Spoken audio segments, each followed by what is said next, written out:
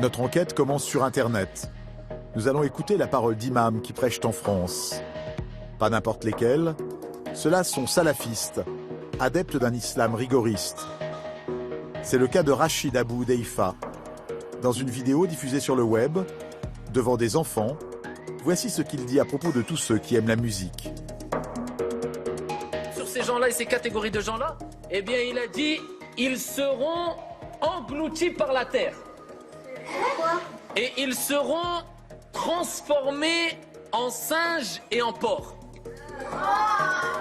Un autre imam, Aboulaït Al-Armani, met en garde les musulmans qui vivent en France, dans cet extrait qui circule sur le net. Il y en a certains même, ils savent pas, mais c'est à qui ils mettent le sapin. Ou ils font des cadeaux de Noël à leurs enfants. Oui, mais c'est la fête des enfants. Non, c'est la fête des chrétiens. Ce jour-là, c'est interdit. Nous avons contacté ces imams. Aucun n'a souhaité nous rencontrer. Notre caméra ne sera jamais la bienvenue dans les mosquées salafistes. Il en existerait une centaine en France. Nous sommes allés à la rencontre de leurs fidèles. On vous répondra pas, ça sert à rien, personne ne vous répondra. Vous êtes intéressé par l'islam, par la salafia, venez vous asseoir. Avec une caméra ? Sans caméra, voilà. Eh oui, mais je fais de la télé. Ouais, mais nous on prend même pas de photos entre nous. La plupart d'entre eux s'habillent d'une longue chemise, le camis, et portent la barbe.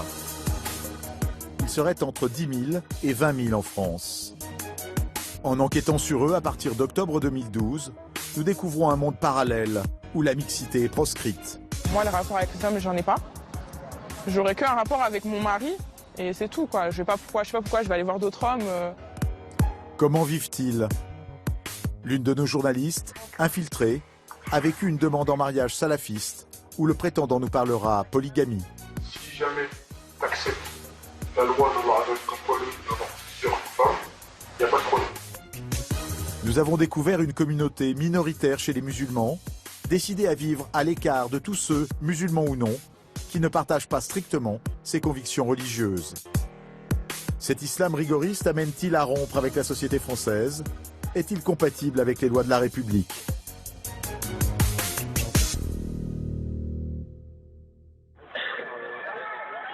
C'est une image qui est à l'origine de notre enquête. Une manifestation qui s'est déroulée le 15 septembre 2012 sur les Champs-Élysées. Au cri de Dieu est grand, des musulmans, dont certains salafistes, font face aux forces de l'ordre. Le rassemblement est interdit, les manifestants prient dans la rue. La police tente de les disperser. Ces images vont faire la une de l'actualité. Parmi les manifestants, il y a ce jeune homme, nous l'appellerons Abdel. À l'époque, nous l'avions rencontré dans une ville de la banlieue parisienne. Abdel a alors 21 ans. Il se dit salafiste et il est l'un des rares à accepter de témoigner. Il a gardé une vidéo de la manifestation. On me voit de dos, avec le pantalon relevé là, et la veste en cuir. On était à peu près 150. Nous, si on a fait ça, c'était pas pour faire peur à la France ou quoi que ce soit. Parce que les gens commençaient à dire, ouais, les musulmans encore, les musulmans, les musulmans. Maintenant, si nous, les musulmans, on aurait fait un film attaquant la religion chrétienne ou juive, ça aurait pas eu le même impact. C'est un film qui a provoqué la colère d'Abdel. En voici quelques images. Il caricature le prophète Mahomet. Pour protester contre ce film et son auteur, un appel à manifester a été diffusé sur Internet. Son slogan, « Touche pas à mon prophète ». C'est un film de haine, en fait. C'est une personne qui avait la haine envers le monde musulman. Et là, en fait, c'est pas attaquer une personne ou deux ou trois, c'est attaquer le monde musulman. En fait, en faisant ça, la personne, il faut dire la vérité, c'est qu'elle a signé son arrêt de mort. C'est qu'il y aura bien un jour où un musulman va le reconnaître ou quoi que ce soit, et peut-être que la personne n'aura pas la même réaction que beaucoup d'autres, et qu'il va faire un truc, il va l'agresser, il va lui faire quelque chose. Ce jour-là, Abdel va aussi filmer son arrestation par la police. Il est placé en détention pendant 3 heures. Nous, on a appelé ça Guantanamo. Ça nous faisait marrer. Parce qu'en fait, on dirait on était les plus recherchés du monde. Entendu par la section antiterroriste, Abdel est repéré pour la première fois comme musulman radical. Lui se revendique salafiste. Il est 14 h, le moment de faire ses ablutions. Le jeune homme est très pratiquant, il nous dit respecter les prières quotidiennes de l'islam. Et il y a un an, tu t'imaginais faire tous ces gestes? Non. Non, il y a un an, je ne m'imaginais pas faire ça 5 fois par jour. Il y a un an, je m'imaginais avoir de l'argent, des belles filles, des trucs qui servent à rien. Un an plus tôt, le quotidien d'Abdel, c'était plutôt la rue, les vols et les gardes à vue. Un père algérien, une mère australienne, Abdel ignorait tout de l'islam. Les gestes de la prière, il ne les connaissait pas. Il ne faisait pas non plus le jeûne du Ramadan.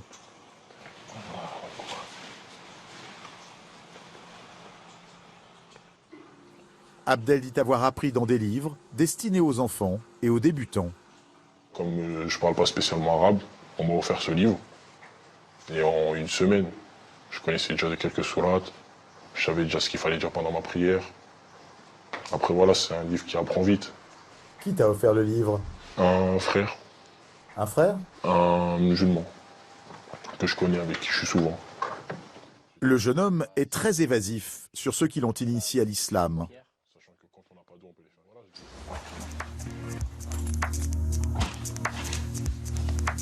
À l'époque, il accepte de nous conduire dans une librairie qu'il fréquente. À condition de ne pas indiquer son adresse, nous sommes autorisés à y filmer. Elle est aujourd'hui fermée. Celui-là, je vais l'acheter direct. À l'intérieur, la majorité des ouvrages font référence au salafisme.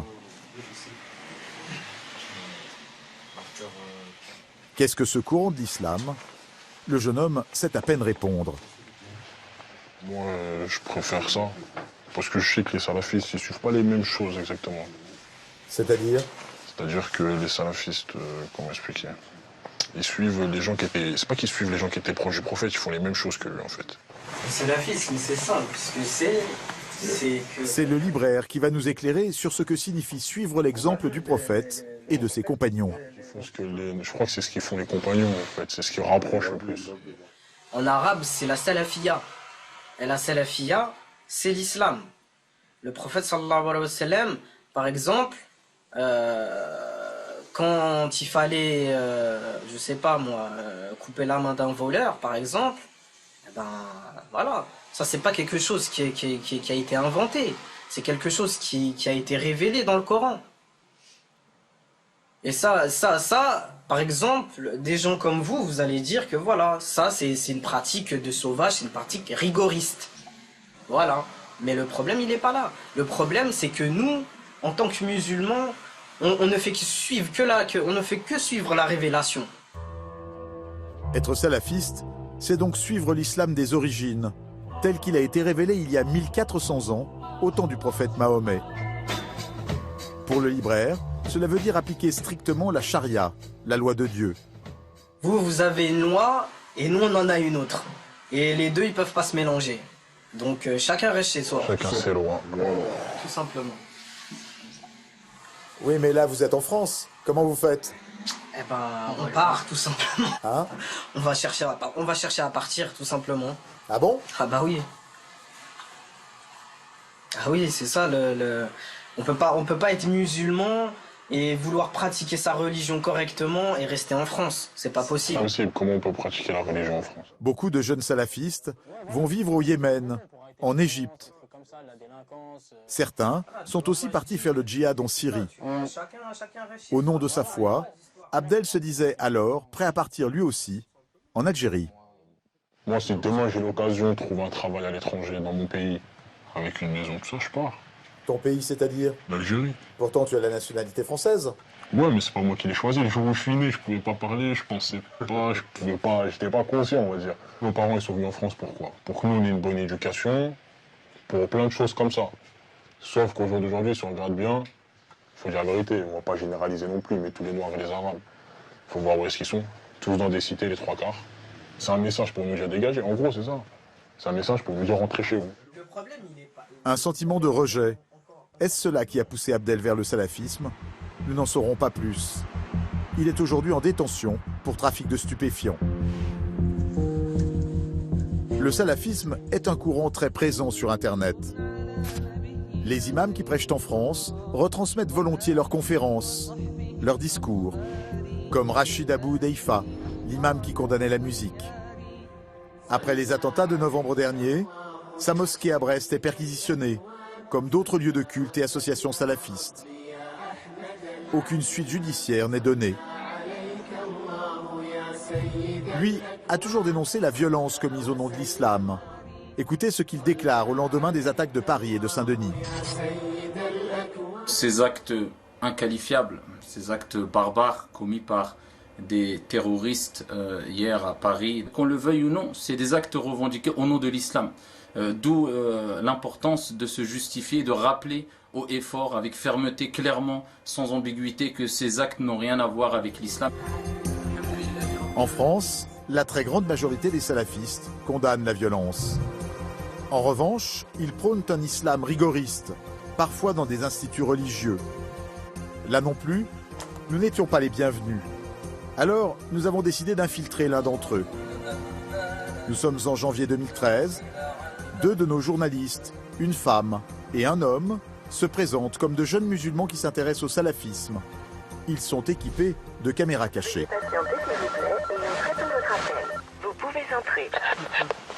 L'Institut propose des cours d'arabe et de religion pour les enfants et les adultes. Salam alaikum. C'est où que se passe le cours? Côté hommes, ils sont une dizaine. Certains portent la tenue et la barbe des salafistes, d'autres non. Moyenne d'âge, entre 20 et 30 ans.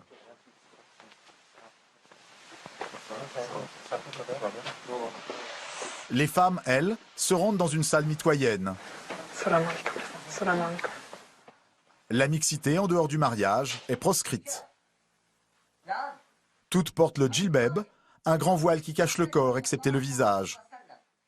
Elles suivent le cours par l'intermédiaire Est-ce que ça, c'est devenu un musulman? d'un haut-parleur. Il n'est pas le pas. Devant nous, l'orateur développe une idée. Le Coran ne peut pas être interprété. Plusieurs fois, il s'en prend aux intellectuels musulmans qui veulent moderniser le texte sacré.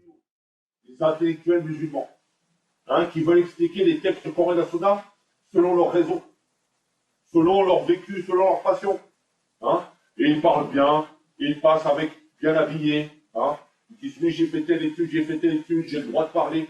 Et tu vois qu'en fait, tout ce qu'il dit comme propos, c'est du n'importe quoi. C'est du n'importe quoi. L'orateur bannit toute lecture non salafiste. Il interdit les ouvrages de ceux qu'il appelle les innovateurs, c'est-à-dire des autres courants de l'islam. Interdit aussi les ouvrages des koufars, les non-musulmans. On doit se détacher de tous les livres des gens de l'innovation et, d'une manière générale, des gens de la déviance parmi les livres des koufars, des philosophes, des innovateurs et autres. L'imam a mentionné les philosophes. Nous voulons en savoir plus. Nous disons être étudiants, lecteurs justement des penseurs des Lumières comme Rousseau ou Montaigne. Ces textes sont-ils vraiment proscrits à ses yeux? Et toujours en tant que, voilà, ça reste une faute, tu vois.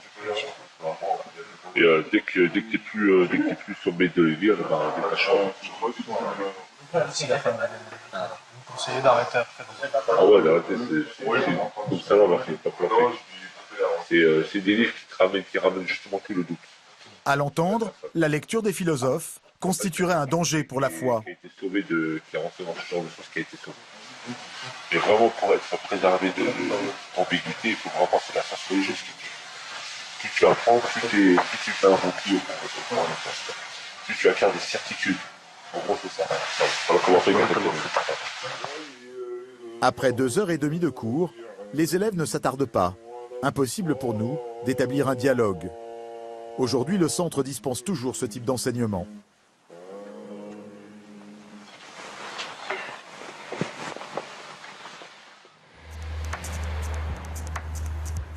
Quelle influence ces paroles ont-elles sur ceux ou celles qui les entendent?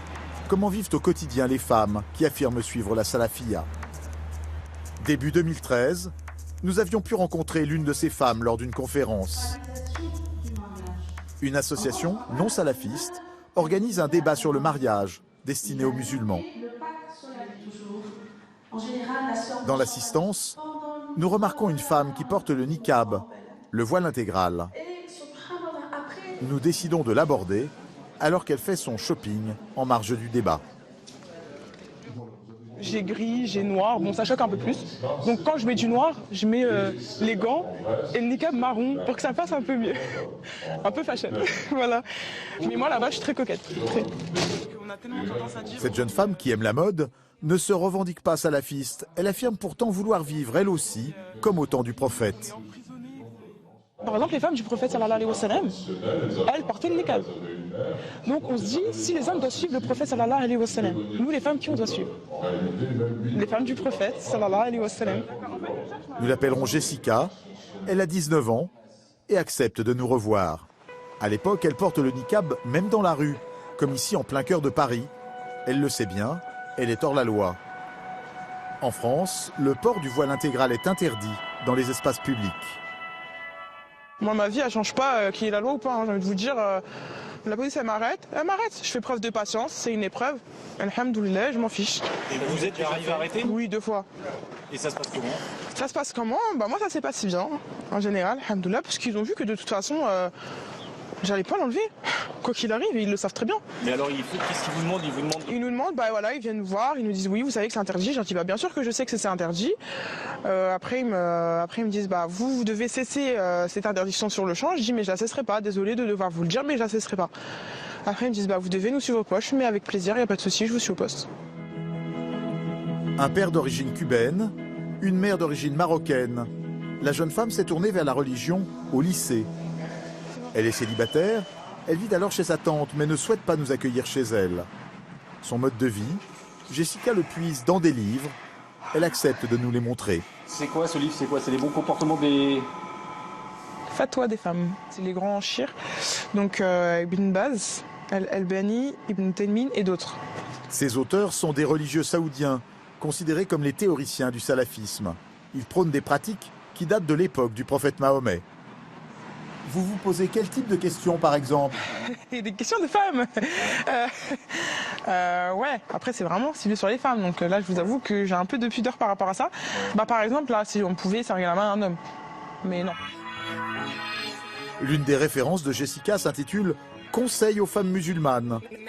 On y trouve en détail les règles de la vie conjugale selon les salafistes. Par exemple, l'épouse ne doit pas dépenser les biens de son mari sans son autorisation. Elle ne doit pas non plus sortir de chez son époux sans son autorisation. Une dernière obligation que Jessica accepte et justifie. C'est dit dans le Coran que la femme, c'est mieux pour elle qu'elle reste à la maison. Pourquoi? Parce que c'est un danger pour elle de sortir dehors. Bon, danger pourquoi? Bah, regardez ce qui se passe dehors, juste 2 secondes. Les femmes, elles se font elles sont agressées. On n'entend jamais un homme, il s'est fait enlever, un homme, il s'est fait... On n'entend pas ça, vous êtes d'accord avec moi? Donc voilà, c'est par rapport à ça que Allah il a dit quoi? La femme, c'est mieux pour elle qu'elle reste chez elle ou alors qu'elle prévienne son mari où elle va. Comme ça, s'il se passe quelque chose, le mari elle sait où elle est et peut venir la chercher. Dans ce que vous dites, c'est normal que la femme soit soumise à l'homme. Elle n'est pas soumise à l'homme, elle est soumise à Allah. Différence. Pour Jessica, tout ce qui est écrit dans ce livre est à prendre au pied de la lettre. Comme cette autre affirmation, la majorité des habitants de l'enfer sont des femmes. La majorité des habitants de l'enfer sont des femmes. Vous êtes d'accord avec ce qui est là-dedans? Bien sûr, mais c'est des choses retirées du hadith et du Coran aussi. Pourquoi il y aura beaucoup de femmes en enfer? Parce que les femmes, elles sont très médisantes. Moi, je sais, je suis une femme, je vous le dis. Elles font que de critiquer toute la journée. Enfin, c'est que des choses comme ça toute la journée. Elles sont jamais contentes. Elles critiquent leur mari, et voilà, des choses comme ça. Donc, c'est pour ça déjà qu'aussi, il y aura beaucoup de femmes en enfer. Entre être médisante et se retrouver en enfer, il y a quand même une marge. Après, elles peuvent faire qu'un laps de temps en enfer et ensuite aller au paradis. Nous avions rencontré Jessica une dernière fois. Elle était avec une amie. Elle nous disait alors travailler dans un centre d'appel, dans lequel son patron lui demandait juste de découvrir son visage. Son rêve à l'époque, quitter la France, le pays où elle est née. Votre futur, vous le voyez comment? J'espère être mariée, avoir un mari pieux, qu'Allah m'en accorde un. Et partir de la France déjà aussi. Vivre ma foi en fait. Je veux vivre pour Allah et dans l'adoration d'Allah. Donc, Vous voulez partir où? Yémen, Inch'Allah, ou l'Arabie Saoudite, ce serait bien. Mais bon, pour un bout de tissu sur mon visage, je suis hors la loi. Donc voilà, là-bas, je serai libre. Depuis notre tournage, nous avons perdu la trace de Jessica.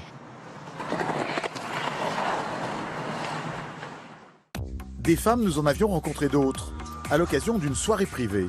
Sur une page internet où échangent des salafistes, nous avions repéré une annonce pour une soirée 100% femmes. Des rencontres comme celle-ci, il y en a régulièrement, encore aujourd'hui. Nous tournons le 2 mars 2013. Une péniche a été privatisée pour l'occasion. Notre journaliste va s'y infiltrer muni d'une caméra cachée.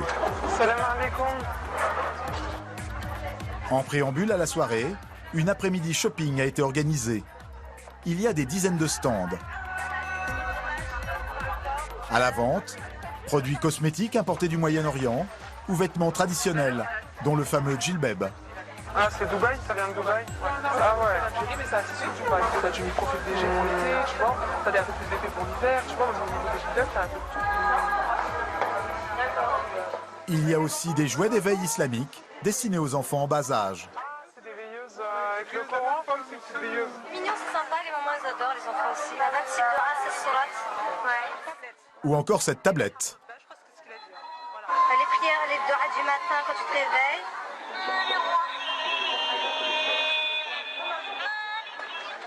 Parmi les femmes que nous croisons, des mères. L'une d'elles se plaint de l'école laïque, et notamment des chants que les maîtresses apprennent aux enfants, notamment à Noël. T'as quel âge? 4 ans. 4 ans, bah t'es grande. Les écoles publiques, franchement, c'est catastrophique. Allez, en maternelle, alors, ils apprennent des chansons, les comptines, Noël, Père Noël, il est venu, comme par hasard, il est venu, j'étais pas au courant, si j'aurais su, je l'aurais pas ramené à l'école. Et après, quand j'ai cherché à 4 ans, elle m'a dit, oh, il y a les Père Noël, je lui dis, ça n'existe pas. Moi, j'ai été direct, je lui dis la vérité. Une autre évoque avec fierté une dispute entre sa nièce et la maîtresse. Justement, ma soeur m'a raconté hier, elle s'est fait punir parce qu'elle a dit à sa maîtresse, c'est pas que tu commences, le jour avec Tigri, ça s'est passé comment avec ta maîtresse? Pourquoi elle t'a puni? Parce que j'ai dit que non, c'est chef, elle a dit non, c'est moi la chef, et après elle m'a puni dehors. Toi, tu lui as dit quoi? Tu lui as dit que c'était qui le chef? À un autre stand, une femme explique pourquoi il faut refuser certains actes citoyens. Il y a des choses qui peuvent te faire entrer dans la mécréance, que tu le saches. Par exemple, voter, signer à la mairie pour faire l'acte de mariage, c'est interdit. Il y a beaucoup de choses. C'est pour ça que je dis qu'il faut apprendre la vraie religion. Et puis soudain, cette femme nous pose une question personnelle. T'es mariée ou pas? Non. Tu cherches pas à te marier par hasard? Bah si, quand même. Elle nous propose de trouver un mari avec l'aide de sa fille. Elle l'appelle au téléphone. Non, elle n'a jamais été mariée, elle est étudiante, elle finit ses études là et elle compte, voilà quoi. Et l'origine, ça vous dérange pas de la personne Non, ça me dérange pas. Bah, quelqu'un qui si c'est on va dire un malien ou au niveau de la couleur. Nous reprendrons contact. L'après-midi se termine et nous allons découvrir que cet islam rigoriste peut aussi laisser place à la fête.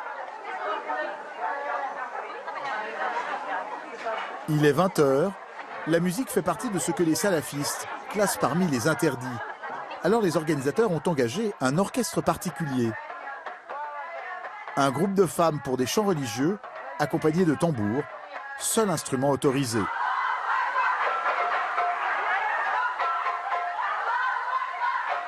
Au fil de la soirée, entre elles, les femmes vont s'amuser et danser.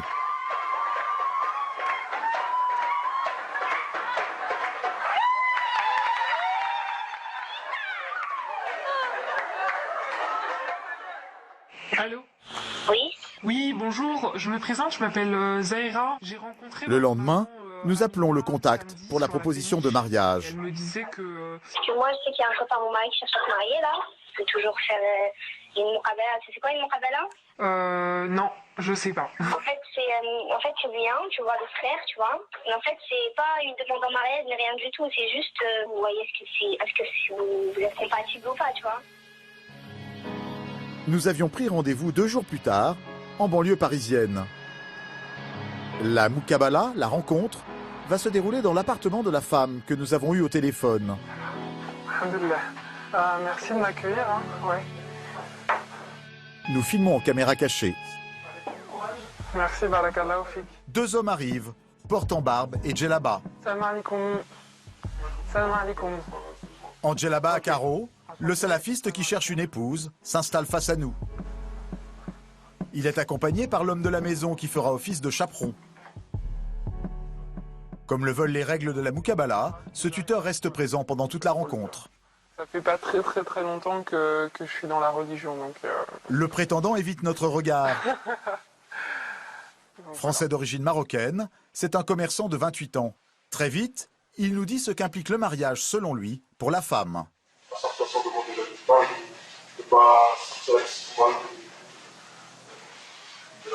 sert à rien de sortir tout le temps des copies, des priorités dans la vie, prendre la religion, avoir des bonnes copies, et décider mauvaises. Les mauvaises, selon lui, ce sont les non-musulmanes. La discussion se poursuit. Si tu te maries, est-ce que tu aimerais bien que ta femme travaille? Est-ce que pour toi c'est pas obligé? Enfin, je sais pas. Quand il y a toutes les conditions qui te permettent de travailler, c'est-à-dire qu'il y a pas d'heure, que ça ne prend pas, ça ne prend pas son temps familial et son temps pour la religion. Voilà, ça on va Le tuteur, lui, est plus catégorique. C'est difficile, je veux dire, aussi pour un travail, tu vas pouvoir t'occuper de ton foyer, de ton mari, de tes enfants, tout en travaillant. Et tu vois ce que je veux dire, le mieux c'est de faire des enfants, ils sont pas super. Au bout de 2 heures, nous abordons le thème de la polygamie. Elle est autorisée par un verset du Coran. L'homme semble d'abord nous laisser le choix. J'ai juste une petite question là. C'est sur le fait d'avoir plusieurs femmes. Je veux juste savoir si toi c'était ton souhait. Si jamais tu acceptes la loi d'Allah comme quoi l'homme doit avoir plusieurs femmes, il n'y a pas de problème. Si tu refuses que ton mari ait plusieurs femmes, il n'y a pas de problème. Si tu as jeune, si tu vois, il n'y a pas de problème. Pas de problème, à condition, en fait, d'accepter le principe de la polygamie. Et surtout, de ne jamais le remettre en question. Et si tu renies le verset en disant ce verset-là, moi je ne peux pas l'accepter, bah, là c'est grave parce que tu as rejeté ce qu'Allah a imposé et ce qu'Allah a autorisé. Ça fera de toi quelqu'un qui sort. Pour épouser cet homme, il faut donc accepter qu'il puisse avoir plusieurs femmes. En France, un époux polygame risque jusqu'à 1 an de prison. Plus tard, l'homme voudra savoir si nous souhaitons l'épouser. Nous n'avons pas donné suite.